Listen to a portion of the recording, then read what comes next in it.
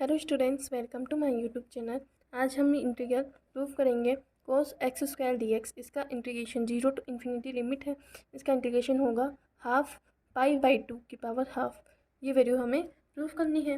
तो सबसे पहले लेट कोई भी फंक्शन हम मान लेते हैं एफ टी। ये होगा इंटीग्रेशन 0 टू इन्फिनिटी कोस, यहाँ हमने मान दिया टी एक्स स्क्वायर। यहाँ केवल एक्स स्क्वायर था, हमने टी और लगा दिया। ये हम सबसे पहले मान लेंगे। ठीक है, हमें पता है by definition of Laplace transform. Laplace transform होता है एल ऑफ एफ एक्स। यहाँ पर एफ टी है तो एल ऑफ एफ टी। ये होगा इंटीग्रेशन 0 टू इन्फिनिटी ई की power minus p T F T D T. ये होता है यहाँ एफ टी की वैल्यू, ये जो वैल्यू हमने मानी है वो यहाँ पर रख देंगे। तो ये हो जाएगा इंटीग्रेशन 0 टू इन्फिनिटी ई की power minus p t integration 0 to infinity cos t x square d x और ये डी टी। ऐसा कैसा? सबसे फर्स्ट हम टी के रेस्पेक्ट में इंटीग्रेशन करेंगे, फिर एक्स के रेस्पेक्ट में करेंगे। तो पहले टी की लिमिट है 0 टू इन्फिनिटी, यहाँ एक्स की लिमिट है 0 टू इन्फिनिटी, दोनों की लिमिट सेम है। तो यहाँ पर आ जाएगा इंटीग्रेशन 0 टू इन्फिनिटी ई की पावर माइनस पी टी, ये इधर आ गया, cos t x square d t. हमने पहले टी के रेस्पेक्ट में इंटीग्रेशन किया डी एक्स। ठीक है, अब एल ऑफ एफ टी ये होता है ई की power minus p T F T D T. यहाँ पर ई की पावर माइनस पी टी, इस पूरे फंक्शन को अगर हम एफ टी मान लेते हैं तो ये डी टी हो गया। तो एफ टी की जगह आ गया कोस टी एक्स स्क्वायर, तो इसको L of cos t x square ये लिख सकते हैं। और यहाँ इंटीग्रेशन हो गया 0 टू इन्फिनिटी डी एक्स। इस पूरी वैल्यू को हम कोस टी एक्स स्क्वायर लिख दिया। ठीक है, अब L of x square property होती है L of cos a x, इसकी वैल्यू होती है p upon p square plus x square a square. P square plus a square होता है। यहाँ पर ए की जगह एक्स की जगह तो टी है, एक्स की जगह है यहाँ टी और ए की जगह है यहाँ एक्स स्क्वायर। तो L of cos t x square या x square t x square, इसकी वैल्यू होगी यहाँ ए की जगह एक्स स्क्वायर, एक्स की जगह टी है तो यहाँ पी अपॉन पी स्क्वायर तो आएगा ही आएगा, प्लस ए स्क्वायर की जगह ए की जगह एक्स स्क्वायर है तो ए स्क्वायर की जगह आ गया एक्स की पावर 4। तो हम इस वैल्यू को ये लिख सकते हैं। तो यहाँ पर आ गया 0 to infinity p upon p square plus x की पावर 4 डी एक्स। अब हमें इसका इंटीग्रेशन करना है। तो सबसे पहले हम x मान लेंगे root p tan theta. x मान दिया, लेट x की वैल्यू हम मान लेते हैं रूट पी टेन थीटा। तो यहाँ से एक्स स्क्वायर की वैल्यू आ गई पी टेन थीटा। ठीक है, अब इसका डिफ्रेंशिएशन करेंगे तो 2x D x equal P, ऐसा का ऐसा टेन थीटे का differentiation sec square theta d theta हो गया। यहाँ पर x की वैल्यू है root p tan theta, 2 root p tan theta d x equal p sec square theta d theta हो गया। रूट पी टेन थीटा इधर आ जाएगा तो डी एक्स की वैल्यू आ गई 1/2 रूट पी, ऊपर पी सेक स्क्वायर थीटा और नीचे रूट टेन थीटा भी इसके साथ में है डी थीटा। ये हमारी डी एक्स की वैल्यू आ गई। एक्स और डी एक्स इन दोनों की वैल्यू हम यहाँ रख देंगे और लिमिट जब एक्स इक्वल 0 हो तो पी इक्वल, यहाँ से एक्स की वैल्यू 0, पी की वैल्यू टेन इनवर्स 0। टेन में 0 किसकी वैल्यू आती है? 0 की। टेन इनवर्स में 0 किसकी वैल्यू होती है? वो टेन 0 की वैल्यू होती है। तो यहाँ पर पी इक्वल 0 आएगा। अब x equal infinity upon tan inverse infinity, यह जाएगा tan inverse infinity. Tan inverse में 10 में इन्फिनिटी किसकी वैल्यू आती है? पाई बाई 2 की। 10 पाई बाई 2 की वैल्यू होती है इन्फिनिटी, तो यहाँ पर p इक्वल पाई बाई 2 आ जाएगा। ठीक है, तो लिमिट हो गई 0 टू पाई बाई 2। तो यहाँ पर 0 टू पाई बाई 2, ऊपर तो p, नीचे पी स्क्वायर प्लस एक्स की पावर 4 है। x था रूट पी टेन थीटा, तो x की पावर 4 होएगी रूट पी टेन थीटा का 4 की पावर 4, तो p square tan square theta आ जाएगा, p square tan square theta. अब डी एक्स इक्वल हो जाएगा ये वैल्यू 1/2 √p टेन थीटा, ऊपर है p sec square theta d theta. ये हमारी वैल्यू आ गई। इसकी जगह हमने डी एक्स और एक्स स्क्वायर एक्स की पावर 4 इसकी वैल्यू हमने यहाँ रख दी। अब 0 to π/2 ऊपर p है, p into p square sec square theta, नीचे आ गया। यहाँ से p स्क्वायर कॉमन लेंगे, 1+10 स्क्वायर थीटा, 1+10 स्क्वायर थीटा भी सेक स्क्वायर थीटा होता है, प्रॉपर्टी होती है 1+10 square theta equal sec square theta. तो यहाँ सेक स्क्वायर थीटा तो ये दोनों कैंसिल हो जाएंगे पूरे, बचेगा 1/2 √p टेन थीटा, ये बचेगा, और ऊपर डी थीटा, यही बचेगा केवल, ये दोनों तो कैंसिल हो गए। तो यहाँ पर 1/2 √p ये तो आ गया बाहर common, integration 0 to π/2 d theta. अब √10 थीटा, टेन थीटा को लिख सकते हैं sine theta upon cos theta, tan theta equal sine theta upon cos theta होता है। तो यहाँ इसकी पावर हाफ, तो साइन थीटा की पावर हाफ, नीचे कोस थीटा की पावर -हाफ, तो ये अपॉन में है। जैसे ही टेन थीटा को अगर ऊपर लेकर जाएंगे तो टेन थीटा की पावर -हाफ हो जाएगी, तो sine theta upon cos theta. तो यहाँ पर sine theta upon cos theta इसकी पावर -हाफ हो गई, क्योंकि टेन थीटा ऊपर चला गया तो इसकी पावर -हाफ हो गई। तो यहाँ हो गया डी थीटा। अब अपोजिट कर देंगे, कोस थीटा की पावर हाफ ऊपर, यहाँ पर देख सकते हैं 1/2 √p 0 to π/2 साइन थीटा की पावर -हाफ और कोस थीटा की पावर -हाफ है, ये ऊपर जाएगा तो +हाफ हो जाएगी, और कोस थीटा की पावर +हाफ हो गई, डी थीटा 0 to π/2। ठीक है, अब हमने एक और फॉर्मूला पढ़ा है, जब 0 to π/2 लिमिट हो और साइन की power n theta m theta cos n theta हो, तो इसकी वैल्यू होती है gamma m+1/2 gamma n+1/2 upon 2 gamma m+n+2/2, ये इसकी वैल्यू होती है। तो इसके अकॉर्डिंग हम इसकी वैल्यूज यहाँ पर पुट कर देंगे, तो 1/2 √p ये तो ऐसा कैसा हो जाएगा, 1/2 √p तो ऐसा कैसा, 0 to π/2 इंटीग्रल हट जाएगा, गामा 1+m+1/2, तो m+1 जैसे ही -हाफ में +1 करेंगे तो यहाँ हो गया गामा -हाफ +1/2 गामा n की जो वैल्यू हो हाफ +1/2 अपॉन 2 गामा m+n, तो -हाफ +हाफ तो कैंसिल, ऊपर बचा 2/2 तो गामा 1 हो गया, तो यहाँ ओनली 2 बचेगा। यहाँ हो गया 1/2 से 2 इंटू हो जाएगा, तो यहाँ हो गया 4 √p, और नीचे गामा 1 की वैल्यू 1 होती है, ऊपर यहाँ बचेगा गामा -1 में से हाफ गया तो 1/2 अपॉन 2/2, तो ये गामा 1 आ गया।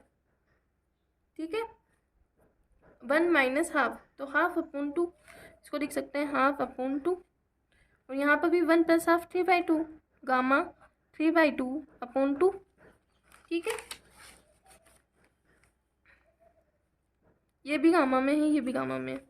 अब 1/4 √p यहाँ हो जाएगा, यहाँ 1/2 अपॉन 2 है, 2 से 2 इंटू होगा तो 1/4, यहाँ आ जाएगा गामा 1/4, और यहाँ आ जाएगा गामा 2 से 2 इंटू होगा 3/4। ठीक है, एक और प्रॉपर्टी है, जब गामा 1 - n ये होता है तो इसकी वैल्यू होती है π/sin n π। ये गामा 1 - n की वैल्यू होती है, हमेशा फिक्स रहती है, और यहाँ पर n की वैल्यू होती है 0 to 1। ठीक है, तो यहाँ पर यदि n की वैल्यू हम 1/4 माने तो 1 - 1/4 3/4, ये पूरी पावर, ये पूरा गामा 1 1 - n इसकी वैल्यू है, तो यहाँ पर π/sin n π लिख सकते हैं, और n की वैल्यू यहाँ पर है 1/4।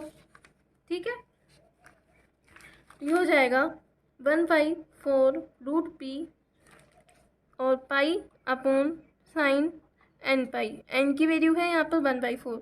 यदि हम एन इक्वल 1/4 रखें तो 1 माइनस एन 1 माइनस 1/4 4 माइनस 1 3/4 ये आ गया। एन की वैल्यू है 1/4 तो यहाँ पर π/4 साइन π/4।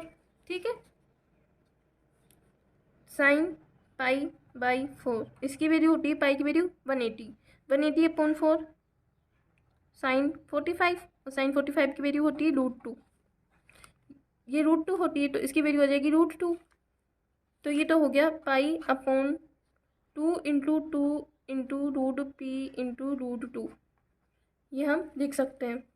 ठीक है, यहाँ पर साइन 45 की वैल्यू होती है √2 अपॉन 2 तो यहाँ पर √2 अपॉन 2 आ जाएगा। 2 से 2 कैंसिल तो यहाँ आ गया पाई अपॉन 2 √p √2 पाई अपॉन 2 √2 √p। ठीक है, ये तो थी हमारी वैल्यू आई थी। ये वैल्यू आई अपनी एल ऑफ एफ टी। इधर तो एल ऑफ एफ टी चल रहा था, एल ऑफ एफ टी हमने ये माना, फिर इसको पुट करके इसकी वैल्यू हमने ये निकाली पाई upon 2 √2 √p। L of f t की वैल्यू आई। इधर से अगर एल हम इधर ले जाएंगे तो एफ टी इक्वल ये हो जाएगा f t equal pi upon 2 √2 ये तो है कांस्टेंट तो L inverse of 1 upon √p। ठीक है, तो हम लिख सकते हैं f t equal pi upon 2 √2 L inverse of 1 upon p की पावर माइनस p की पावर हाफ ये लिख सकते हैं। और एक प्रॉपर्टी होती है L inverse of 1 upon p की पावर n+1 इसकी वैल्यू होगी x की power n upon factorial n। लेकिन यहाँ पर t का फंक्शन है तो हम t की power n upon factorial n लिखेंगे। ठीक है, और यहाँ पर n+1 इसकी वैल्यू हाफ है तो यहाँ n की वैल्यू हो जाएगी हाफ -1 तो माइनस हाफ हो गई। फैक्टोरियल में हाफ ऐसी डिजिट नहीं आती तो फैक्टोरियल n को हम गामा n+1 में चेंज करेंगे तो यहाँ पर n की जगह है -1/2 गामा में तो ये हो गया 1 माइनस हाफ तो हाफ हो गया और गामा हाफ की वैल्यू होती है √π। तो नीचे फैक्टोरियल n की जगह आ गया √π तो हम इसको चेंज कर देते हैं पाई अपॉन 2 √2 ये ऐसा कैसा इसकी वैल्यू हो गई t की पावर n। t की पावर n की जगह है -1/2 अपॉन नीचे फैक्टोरियल n है तो √π इसकी वैल्यू √π तो ये आ सकता है 1 अपॉन 2 √2 पाई अपॉन √π तो ऊपर √π अपॉन t आ गया। t की पावर -1/2 है नीचे रूट में चला गया तो π/t आ गया। ये तो आया हमारा एफ टी की वैल्यू। ठीक है,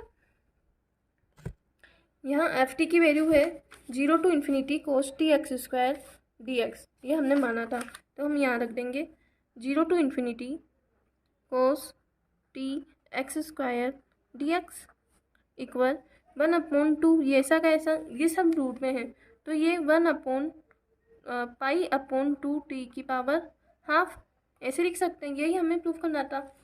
यहाँ पर हम t putting t equal 1 put कर देंगे इन अबाउट रिजल्ट तो वी गेट हमें मिल जाएगा 0 to ∞ cos x² dx equal 1 upon 2 ये हो गया पाई अपॉन 2 की पावर हाफ। यही हमें क्वेश्चन में दिया हुआ था पाई अपॉन 2 की पावर हाफ यही हमें प्रूफ करना था। हमारा ये प्रूफ हो गया ये आंसर। ठीक है, एक बार और रिवाइज कर लेते हैं। यहाँ पर क्वेश्चन था 0 to ∞ cos x² dx equal half π/2 की पावर हाफ ये हमें प्रूफ करना था। तो सबसे पहले हमने फंक्शन माना F T cos t(x² dx। By definition of Laplace transform की डेफिनेशन ये होती है L of f t equal e⁻pt ft dt। कोई भी फंक्शन एल में होता है तो वो फंक्शन हमारे यहाँ पर लग जाता है। तो e⁻pt ft हमने जो फंक्शन माना वो यहाँ रख दिया। फिर पहले हमने t के रिस्पेक्ट में इसका इंटीग्रेशन किया फिर x के रिस्पेक्ट में किया तो cos t(x²) एल ऑफ कोस यहाँ पर e⁻pt ft dt F T को हमने cos t(x² माना तो एल ऑफ कोस t(x² हो गया। अब हमारा फॉर्मूला होता है L of cos ax equal p upon p² plus a²। यहाँ a की जगह x² और x की जगह t था तो कोस टी एक्स स्क्वायर की वैल्यू हो गई p upon p square plus a की जगह आ गया एक्स की पावर 4, ए की जगह एक्स स्क्वायर था तो यहाँ ए की जगह एक्स की पावर 4 आ गया। ये हमें इंटीग्रल प्रूफ करना था। अब हम इस इंटीग्रल की वैल्यू निकालेंगे। हमने x की वैल्यू माना रूट पी टेन थीटा, तो x square P tan theta हो गया। हमने इसका डिफ्रेंशिएशन किया 2x dx इक्वल पी तो ऐसा कैसा टेन थीटा का sec square theta d theta, 2 से 2x की वैल्यू आ गई root p tan theta dx। अब यहाँ पर dx की वैल्यू हमने ये वैल्यू निकाल ली। dx और x की वैल्यू हमने इस इंटीग्रल में पुट करी और लिमिट लगाई 0 टू इन्फिनिटी। 0 टू इन्फिनिटी पर p की लिमिट आई 0 टू π/2, क्योंकि टेन इनवर्स में 0 की वैल्यू टेन 0 की वैल्यू 0 होती है और टेन π/2 की वैल्यू इन्फिनिटी होती है, इसलिए 0 टू π/2 हमारी लिमिट आई। हमने दोनों की वैल्यू यहाँ पर पुट कर दी। यहाँ पर p square sec square theta, p square 1 plus tan square theta sec square theta होता है, तो इससे ये कैंसिल हो गया, बचा 1/2 रूट पी बाहर ले लिया और d theta upon root p. और यहाँ पर टेन थीटा की वैल्यू होती है sine theta upon cos theta, तो यहाँ पर sine theta upon cos theta की पावर -12, तो कोस थीटा ऊपर चला गया कि उसकी पावर हाफ होती है। हमने एक फॉर्मूला पढ़ा है 0 टू π/2 लिमिट है, तो sine m theta cos n theta इसकी वैल्यू होती है gamma m plus 1/2 gamma n plus 1/2 upon 2 gamma m plus n plus 2/2। तो इसके अकॉर्डिंग हमने m को -12 माना, n को हाफ माना, उसकी वैल्यू हमने यहाँ पुट कर दी। तो हमारा ये वैल्यू आई 1/4 रूट पी गामा 1/2 गामा 3/4 आई। अब गामा n गामा 1 - n इसकी वैल्यू होती है पाई अपॉन साइन n पाई। ये हमेशा ये वैल्यू होती है जब गामा में n गामा 1 - n होता है। n हमने 1/4 माना तो इसकी वैल्यू पाई अपॉन साइन π/4 हुई।